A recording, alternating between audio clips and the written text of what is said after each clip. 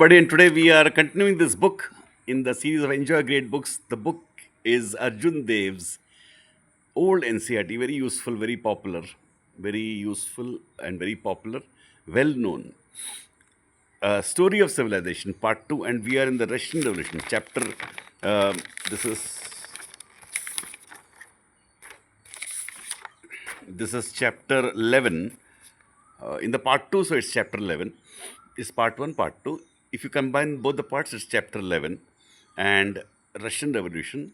Our subtopic today is consequences of the revolution. We have already done previous subtopic, which you can see in the previous videos. Consequences of the revolution. The overthrow of autocracy and the destruction of the autocracy and the power of the church. Overthrow of the autocracy, destruction of the autocracy, and the power of the church were the first achievements of the Russian Revolution. The Tsarist Empire was transformed. The Tsarist Empire was transformed into a new state called the Union of Soviet Socialist Republics. For a short, Soviet Union, USSR. The policies of the new state were to be directed to the realization of the old socialist ideal, from each according to his capacity, to each according to his work. Private property in the means of production was abolished, and the motive of private profit eliminated from the system of production. No private property. Economic planning by the state was adopted to build a technologically advanced economy at a fast rate and to eliminate glaring inequalities in society.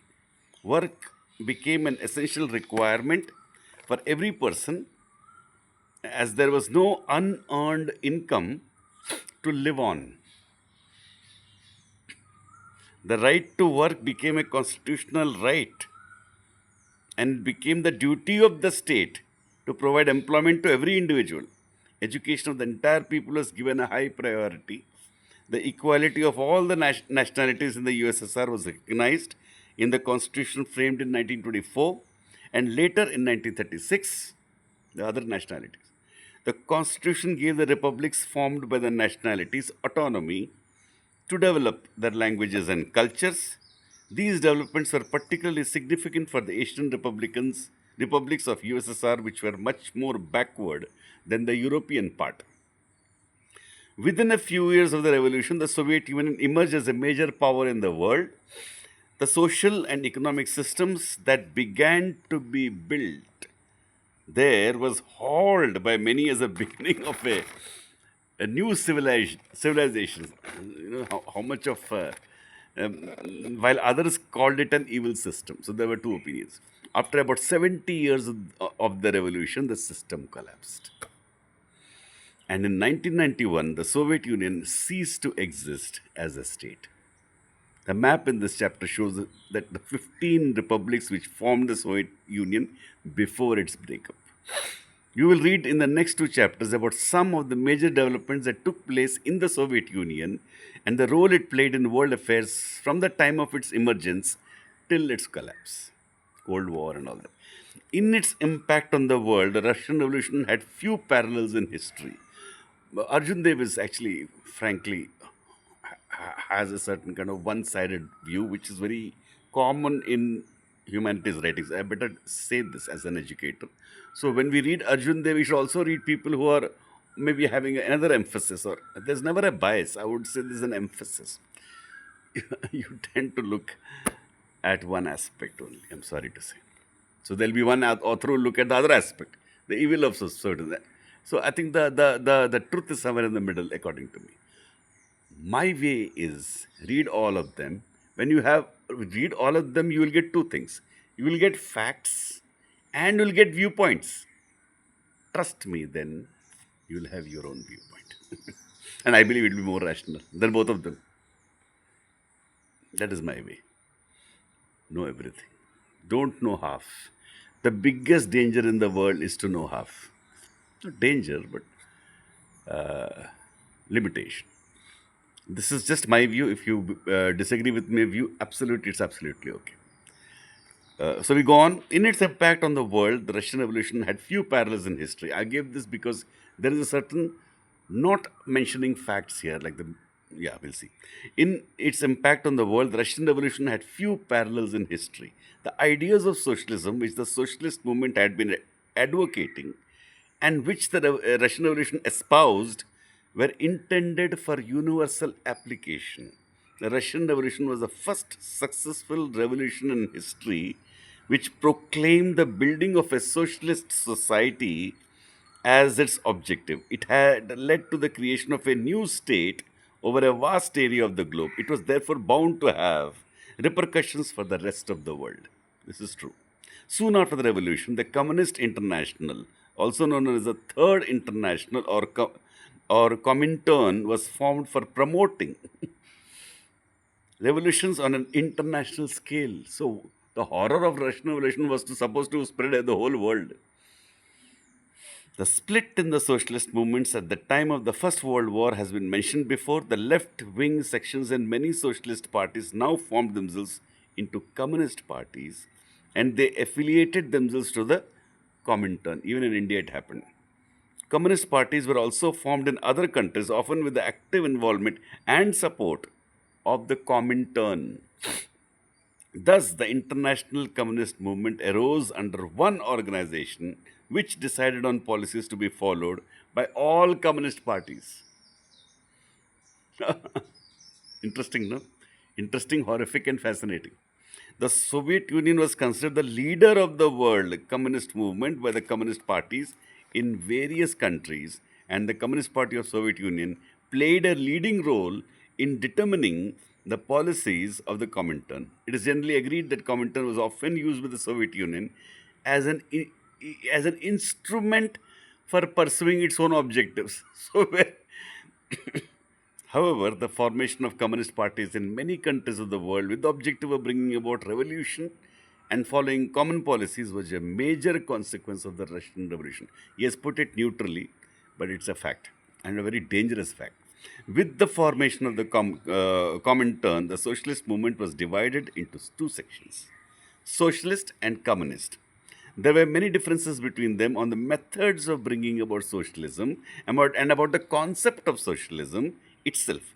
Despite these differences, socialism became one of the most widely held ideologies within a few decades after its emergence. This is what is called leftism today. This is how leftism came into being. So it's very interesting. Now we know how it came, from where it came. This is actually knowledge. The spread of the influence of socialist ideas and movements after the First World War was in no small measure due to the success of the Russian Revolution. Success. Why I call this bias? Because Russian Revolution fell because of huge murders carried out in the name of state control. State control, how can state control be good? How can murders be good? How can a person like Stalin be good? So this is a kind of bias which is very prevalent because socialism is a complete ideology. It has some good points also. Similarly, the other side is there. So there's a left-right thing. What we must do is we must read books of people like Arjun Dev. We must also read books of the other side. Other side means those who emphasize this side. We must read all kinds of books, frankly. What are the famous books? We must read them all. But once you have read them all, again I repeat, you will get two things. One, you will get all the facts, and you'll also get all the opinions which the world believes in. That is also a fact. That's also general knowledge. You cannot have, and then you can use your own judgment and come to your own conclusions. Till then, I believe you cannot. How can you when you don't know all the facts and all the information? You know, one of my close friends gave me a very good compliment. He said, "There's nothing very beautifully put. There's nothing so great about you. You're only very informed." But sadly, I was not so informed then. But he himself thought that I was very informed. There is no end to information. Information is power. Trust me. In fact, I would say information is power, information is balance, information is wisdom, and thus information is values. This is my view.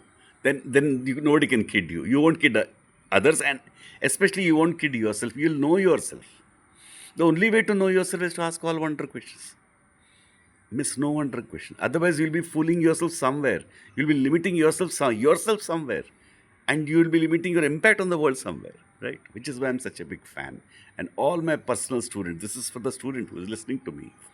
Do not listen to me also. Do not go by any middleman. You must read all the great books which have made our world. Then you see with your own eyes. There is no other advice anybody should give according to me. Anything less than this is not correct advice. Anyway, the growing popular. I'm saying this because there is a lot of bias here. The growing popularity of socialism and many achievements made by the Soviet Union led to the redefinition of democracy. See, he's talking about achievements of when there were so many killings which happened. Most people who did not believe in socialism also began to recognize that for democracy to be real, political rights without social and economic rights were not enough. Economic and social affairs could not be left to the capitalists. So there's the anti-capitalist mentality. The idea of the state playing an active role in regulating the economy and planning the economy to improve the conditions of the people was accepted. This is true as a fact. But is it true as an evaluation? We have to check. The biblical idea revived by the socialist movement and the Russian Revolution, he that does not work, neither shall he eat, gained widespread acceptance, adding a new dignity to labor. The popularity of socialism also helped to mitigate discriminations based on race, color, and sex, and this is true. This is true. It is the socialist, the leftist people who spoke against the discrimination of race and color and sex. The spread of socialist ideas also helped in promoting internationalism. This is true.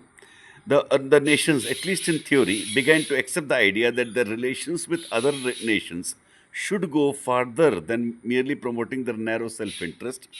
Many problems which were considered national began to be looked upon as concerns of the world as a whole. So there's a certain moral sense of life here, isn't it? Which is good. The universality and internationalism, which were fundamental principles of socialist ideology from the beginning, were totally opposed to imperialism. The Russian Revolution served to hasten the end of imperialism, but it brought its own deaths. According to Marx, a nation which enslaves another nation can never be free. Socialists all over the world organized campaigns for putting an end to imperialism. The new Soviet state came to be looked upon as a friend of the peoples of the colonies struggling for national independence. This is true. Russia, after the revolution, was the first country in Europe to openly support the cause of independence of all nations from foreign rule. Immediately after the revolution, the Soviet government had annulled the unequal treaties which the Tsar had imposed on China. It also gave assistance of various kinds to Sun Yat-sen in his struggle for the unification of China. The Russian Revolution also influenced the movements for independence, insofar as the latter gradually broadened the objectives of independence to include social and economic equality through planned economic development. This is the essence of socialism. Writing about the Russian Revolution in his autobiography, Jawaharlal Nehru said, "It made me think of politics much more in terms of social change." And this has been the biggest disaster for India, as Rajaji also said. So there's a viewpoint of Jawaharlal Nehru and there's a viewpoint of Rajaji. Notice the omission in this chapter. Why I'm calling it a bias is the omission in this whole writing, amazing omission, that millions of people were killed by Stalin. Why it fell, he didn't mention it here, which is very strange bias, isn't it? And you'll find a strange bias about totally wiping off Marx in the rightist writings. Are you getting me?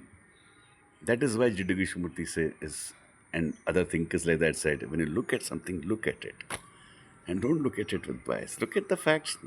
Anyway, this is, by the way, I would also like to add, to be formally, that this is my bias, maybe. Okay, this is my interpretation or my bias. Read carefully. I have read the word by word carefully. I have given some comments for a wider reading. That's all I did. But I hope I did not come between you and Arjundev, but Arjundev has written so well. You see how beautiful. This is what I call first-hand read. He has read so well. We have completed a chapter. Tell me, in fact, by his own honest writing, we can even disagree with him. Are you getting me? That's the beauty of great authors. and scholars. Arjun Dev and Romila Thapar are the great scholars of India. They might have leftist leanings, but a scholar is neither rightist or leftist. He presents all the facts. In this, most of the facts have been presented. In fact, even Stalin's behavior has been presented in the next chapter. If you reach the end of the book, you'll have all the facts in your hand. You can see through the bias easily. And in fact, non-fiction is also a kind of work of art, I believe. If you understand this thing which I'm telling now, you'll have no difficulty in reading anything, appreciating anything, yet having your own viewpoint. Every non-fiction writer is also a kind of fiction writer. There will be a color, a, a person. Arjun Dev is a human being, not a chat GPT. There'll be a beauty in his writing, there'll be whatever color, just like in fiction writing. I'm not saying this is fiction, I'm saying the color, the artistic. And art is personal. That's why even my statements are also personal. That gives a humanness and a personal beauty when we discuss things. Anyway, we'll stop here.